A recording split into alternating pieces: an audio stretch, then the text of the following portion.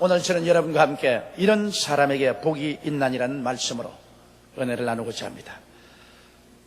복은 사람의 마음가짐에 따라 우리에게 다가옵니다. 마음의 복을 담을 수 없는 그릇이 준비되어 있지 않은 개인이나 민족에게는 모든 복도 달아나 버리고 마는 것입니다.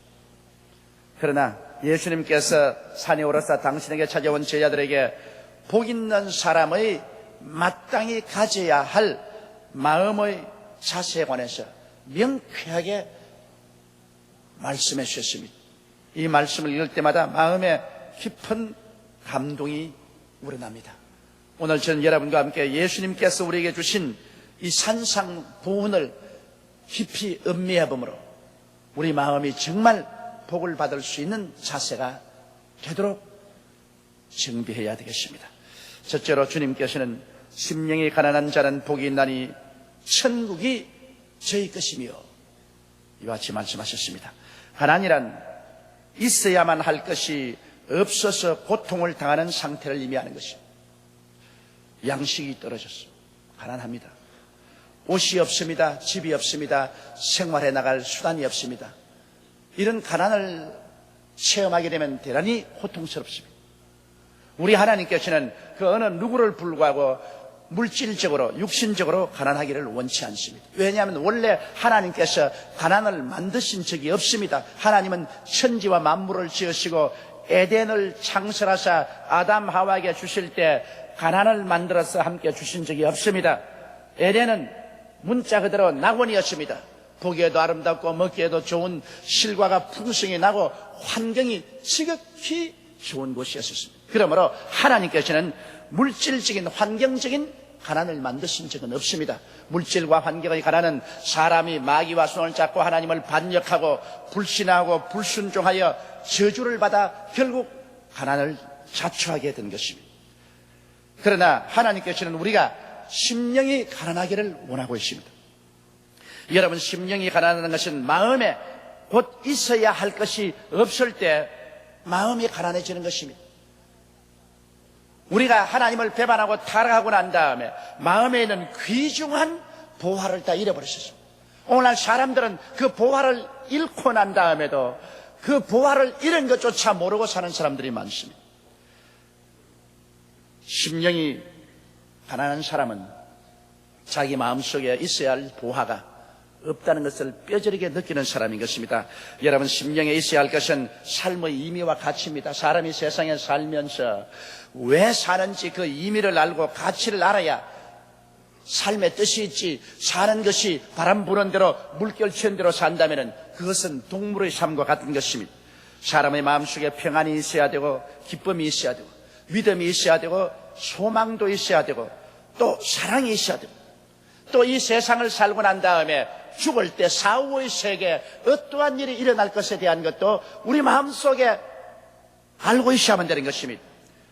이와 같은 근원적인 마음에 있어야 할 것이 없으면 마음에 병적인 현상이 나타납니다. 영양실조 현상이 나타납니다. 허무와 무의미를 느끼게 됩니다. 아무리 이 세상에 부귀영화 공명을 다 가지고 있어도 그 마음속 깊은 곳에 늘 안타까운 심정, 아쉬운 마음이 끊임없이 연기처럼 피어오르는 것입니다. 그리고 마음이 불안합니다.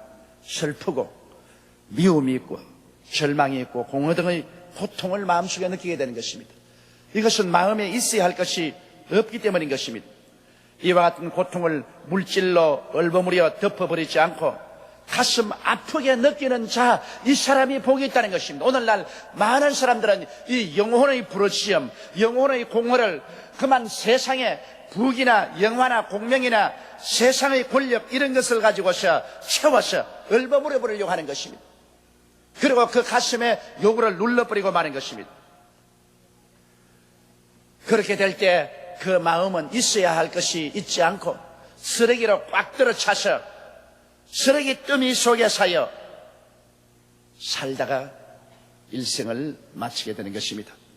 여러분, 그러나 마음에 뼈저리게 있어야 할 것이 없는 것을 느끼고 마음의 공허를 가지고 삶의 의미를 찾고 평안과 기쁨, 믿음과 소망, 사랑과 사후의 세계의 실상을 간절히 찾는 자에게는 복이 있다고 주님께서 말하십니다. 왜? 이러한 사람은 예수를 믿게 되고 이러한 사람의 마음속에 천국은 반드시 임하게 되는 것입니다.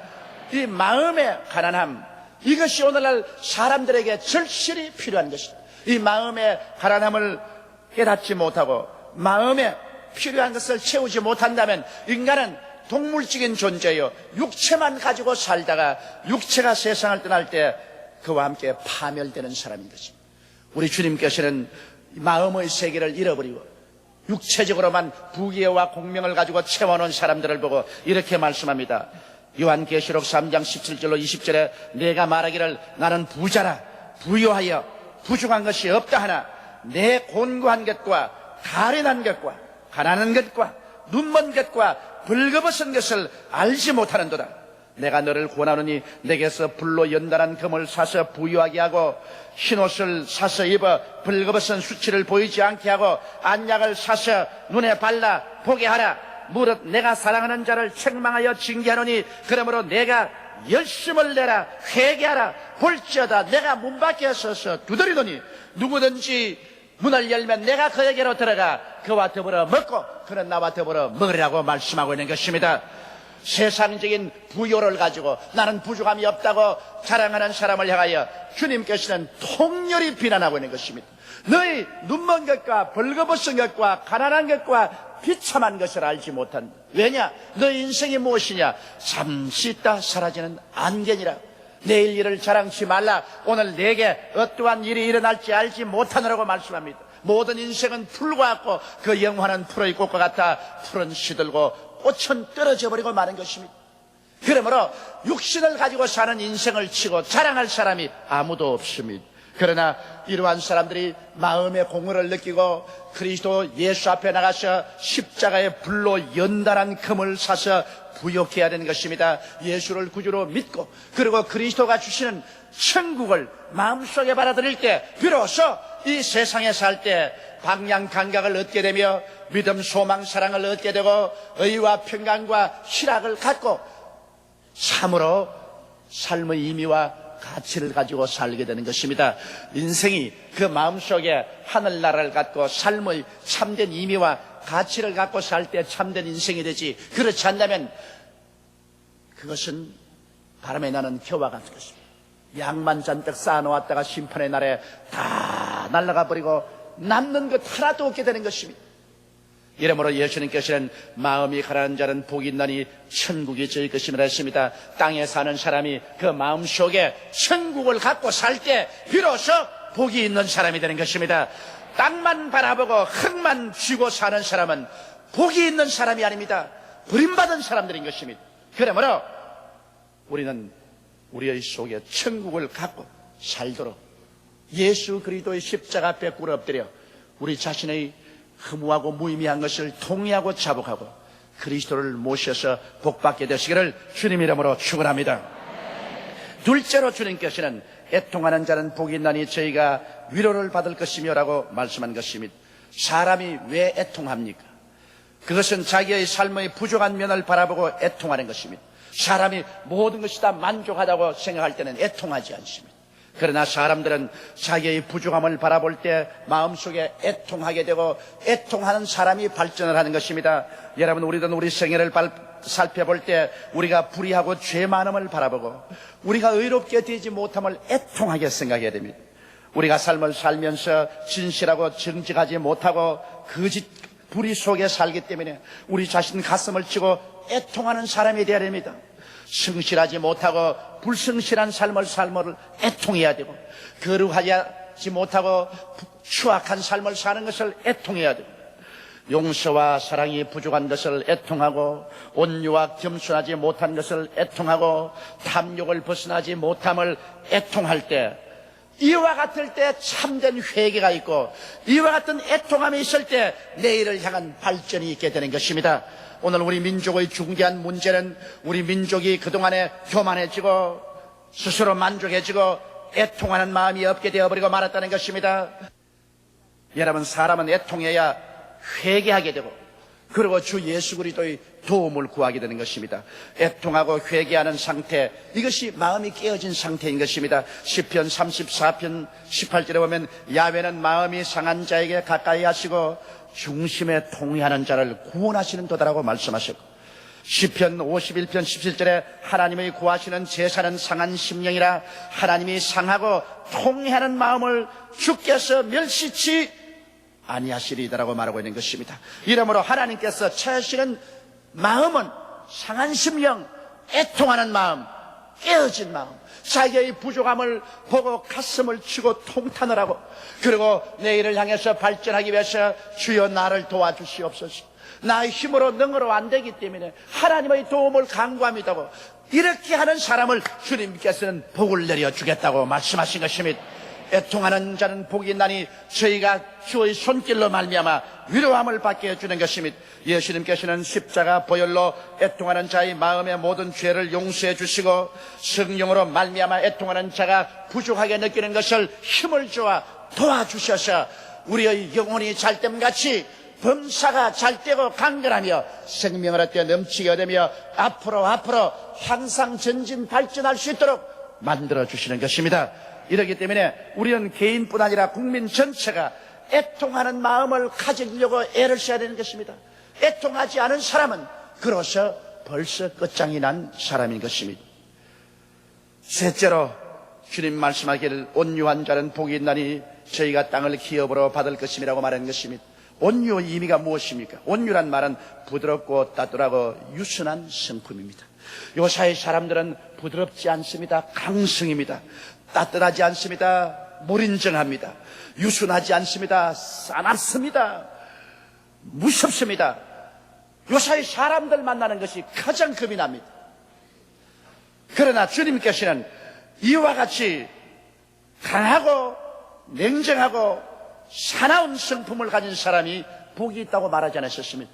부드럽고 따뜻하고 유순한 온유한 성품을 가진 자, 마음이 잘 길들여져서 하나님께 조금도 반항하지 않고 순종하며 믿고 따라가는 사람, 이러한 사람이 온유한 사람인 것입니다. 여러분, 우리가 자연을 살펴보더라도 온유한 짐승일수록 사람과 함께 살고 사람의 도움을 받고, 사나운 짐승은 사람의 도움을 받지 못하고 깊은 산속, 무서운 벼랑끝 이런 데서 삽니다. 사나운 사람일수록 운명이 사납습니다. 자기가 강성이고 그리고 냉담하고 사나운 인생이라고 생각하면 인생도 그렇게 대해줍니다. 그 사람의 인생은 그칩니다. 그러나 온유한 짐승, 소나 말이나 토끼나 개나 온유한 짐승은 주인이 있어서 주인이 먹을 것 주고 보호해주고 지켜주는 것처럼, 온유한 마음을 가진 사람, 따뜻하고 유순하고 부드러우며 마음을 길들여서 순종하고 믿는 사람은 하늘과 땅을 지으신 하나님이 같이 계시고 하나님이 돌봐주시는 것입니다. 그렇기 때문에 온유한 사람은 결국 땅을 차지하게 되는 것입니다. 온유한 사람이 이 땅에서 쫓겨날 것이 생각되는데요, 인간의 시각으로는 사나운 사람이 주먹을 휘두르고 땅을 차지할 줄 생각이 되는데 역사는 그렇게 말하고 있지 않습니다.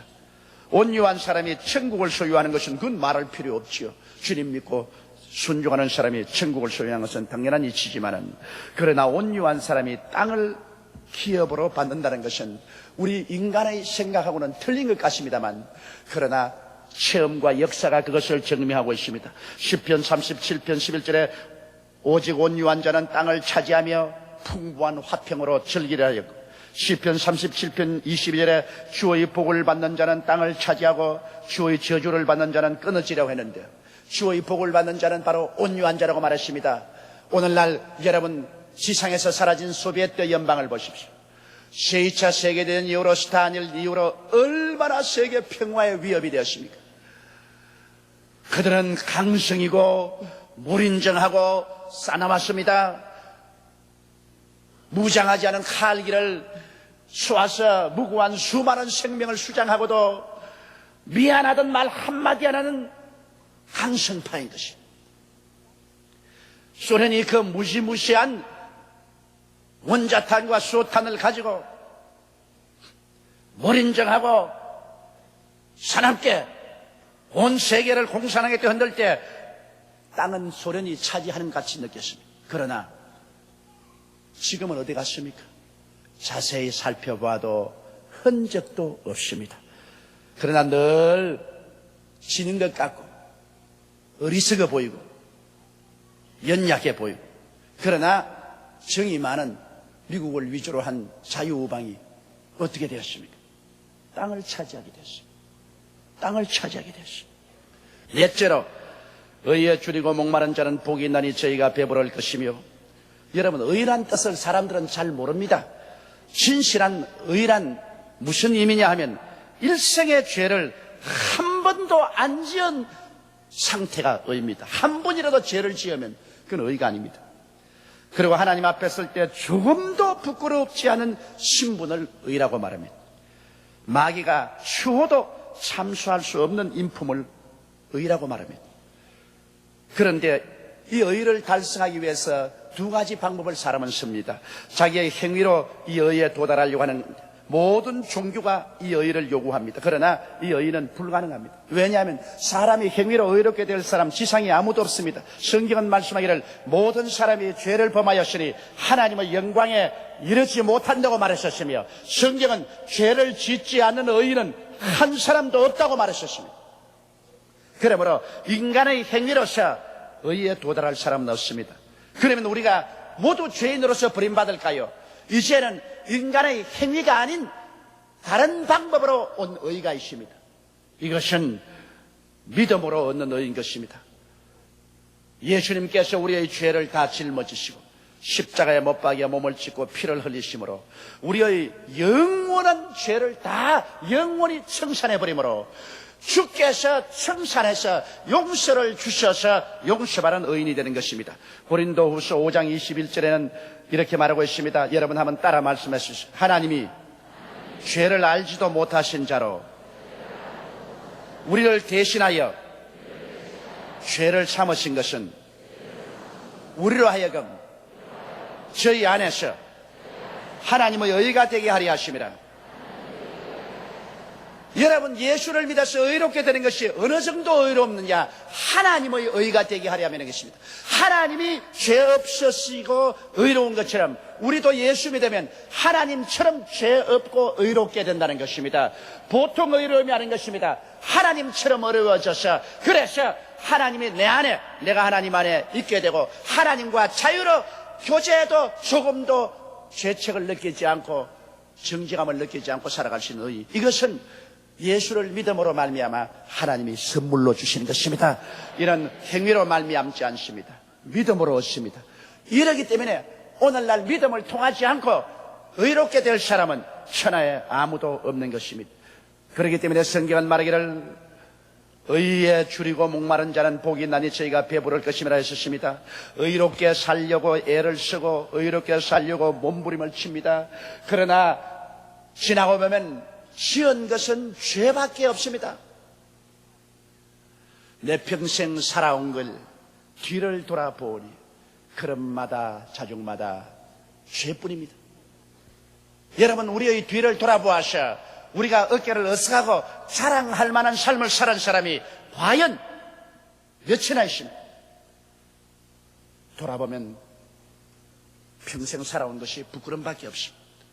그런 가운데서 내가 어떻게 하면 더 의롭게 되고 하나님 앞에 설 수 있는 사람이 될 수 있을까? 우리가 의에 줄이고 목마르면서 그를 간절히 찾을 때 우리 하나님께서는 우리에게 그 의의 그런 되시는 예수님을 소개해 주겠다고 말씀한 것입니다. 그러므로 의롭게 살려고 애쓰는 사람에게 예수님이 계시해 주시지, 죄악 가운데서 자기 마음대로 죄를 먹고 마시며 사는 사람들에게 그리스도가 계시되지 않습니다.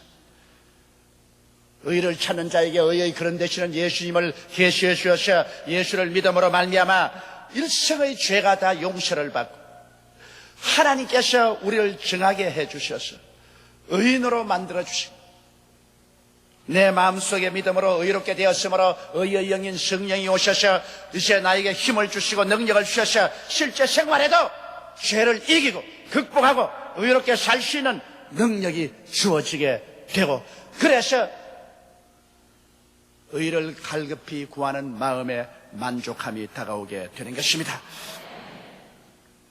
여러분, 우리 주님께서는 우리가 진실로 근본적으로 마음속에 복을 받고 살기를 원하는 것입니다. 우리가 세상 사람을 말하면 복 받았다면 갑자기 지위가 높아지고 돈을 많이 벌고 그리고 행운이 다가오고 영화를 얻으면 복 받았다고 말합니다. 물론 그것도 복이 아닌 것은 아닙니다. 그러나 그런 세상 복은 기초가 없을 때 오히려 화가 되고, 또 얼마 안 가서 그 세상 복은 다 먼지와 티끌같이 날아갈 수 있습니다. 여기 예수께서 팔복을 말씀한 것은 우리의 마음속에 기초적인 축복을 말합니다. 기초가 없는 집은 무너집니다. 기초 과학이 없는 것은 어떠한 실천적인 과학도 발전하지 않습니다. 여러분, 우리의 삶 속에 이 기초적인 예수님이 주신 팔복이 마음에 뿌리를 내려있지 아니하면 세상의 다른 모든 복은 신실한 복이 되지 못합니다. 복같이 보이나 오히려 그것은 허무하고 화로 변할 수가 있습니다. 이러므로 오늘 우리는 우리의 가슴에 손을 얹고 주님이 하신 말씀을 깊이 음미 보아야 되겠습니다. 마음이 가난한 자는 복이 있나니 천국이 저희 것이며, 애통하는 자는 복이 있나니 저희가 위로함을 받을 것이며,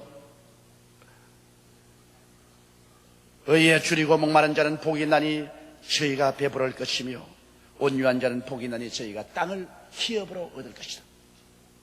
이와 같은 근원적인 복받을 마음의 성품을 우리 마음속에 가지고 있으면 그 다음에 모든 내려오는 복은 그 위에 차곡차곡 쌓여져서 진실로 우리에게 큰 위로와 복으로 변화되게 되는 것입니다. 주님께서 설명하신 팔복 중에 4가지 복을 오늘 음미해 보았습니다. 참으로 놀라운 은혜요 축복입니다. 나머지 4가지 복은 다음 주일에 다시 계속해서 여러분에게 말씀해 드리겠습니다. 오늘 이 시간에 우리는 우리 가슴에 손을 얹고 나는 과연 복받을 틀을 닦았는가 스스로 질문해보는 귀한 시간을 삼으십시다. 내 마음은 가난한가?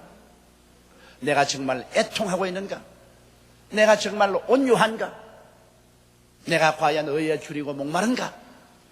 이것을 생각해보고 우리의 마음의 바탕을 새로 정지하는 오늘 귀한 시간을 가져야 되겠습니다. 다 같이 고개 숙여 기도드리겠습니다.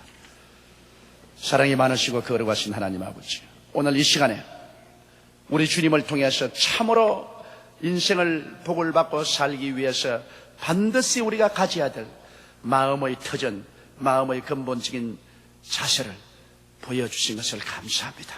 아버지, 의를 사모하고 의를 갈급히 찾는 우리들이 되어서 의의 근원 되신 예수님을 깊이 깊이 모시고 용서받은 의인들이 되고 하나님과 함께 동행하며 하나님과 함께 사는 우리들이 되게 도와주옵소서. 오 보혜사 성령이여, 하나님의 말씀을 우리 모든 영혼 속에 깊이 깊이 아로사게 주시옵소서. 예수님 이름 받들어 기도드리옵나이다. 아멘.